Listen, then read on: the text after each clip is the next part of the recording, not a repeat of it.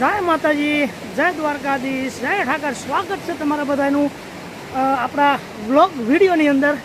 તો મારી પાછળ તમે જુઓ સરસ મજાનો નજારો છે અને કેનલ જઈ રહી છે અને એક આપણે બ્રિજ છે, નાનકો એવો પુલ છે, ત્યાંથી પાણી પણ આવી રહ્યું છે અને એક બાજુ આપણે કમળ પણ છે, એ તમને બતાવું જરીક નજારો.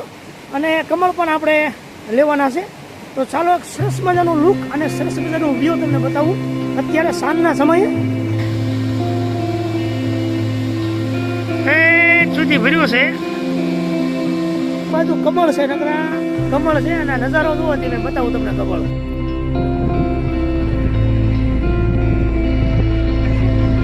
હવે આપણે કમળ જોવા માટે જવાનું છે, તો જવાય તો પ્રયત્ન કર્યો ને તમને બતાવું નજારો કમળનો. ચાલો જાવી, આપણે ગાડી લઈને જવાનું છે અને આ પાછળ જવાનું છે કમળ ત્યાં આગળ. હાલો.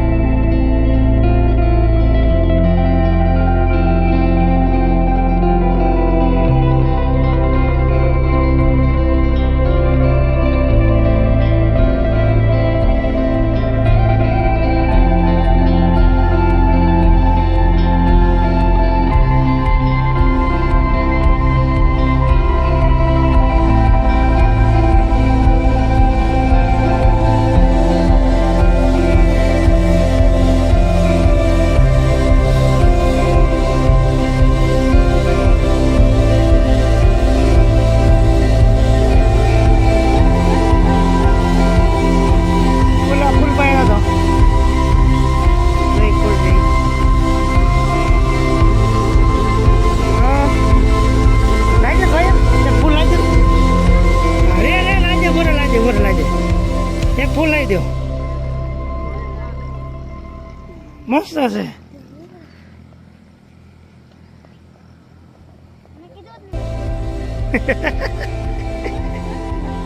વાહ ભાઈ, આમ કરો ને બા, લે લે, સરસ સરસ લ્યો.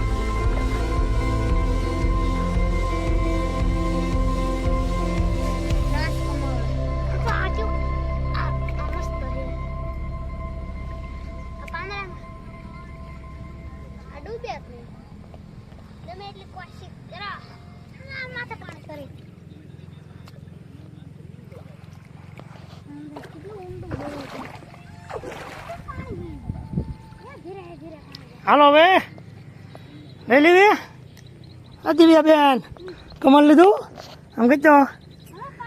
વાહ ભાઈ વાહ. હાલો હવે કમળ લઈ લીધું છે અને જવા દઈએ આગળ, કારણ કે મોડું થાય છે. દર્શન કરવા જવાનું માતાજીએ. અને આ તો જરીક નજારો તમને મેં કીધું અહીં નીકળ્યો તો જો ન આવ્યો તો મજા ન આવે, કારણ કે ઘણા ટાઈમથી ઈચ્છા હતી કે તમને એક સરસ મજાનું લોકેશન બતાવવું. અમારા હરેશભાઈ તો ખાસ કહેતા હતા કે નકરા એક ને એક લોકેશનનો વિડીયો બનાવે છે, તો આ છે નવું લોકેશન, જોઈ જોઈએ હરેશભાઈ. હજી પણ તમને આગળ નવા લોકેશન બતાવવાની કોશિશ કરીશ તમને. વિડીયોની અંદર બનાવી રહેજો. જો આ વિડીયો ગમે તો લાઇક શેર સબસ્ક્રાઈબ કરજો. I like it. તો હવે આપણે કમળ લઈને નીકળી ગયા છીએ અને મહાદેવનું એક મંદિર આવે છે, ત્યાં આપણે મહાદેવને ચડાવીને દર્શન કરીને પછી નીકળવાના છીએ. સરસ મજાની એક નદી આવે છે.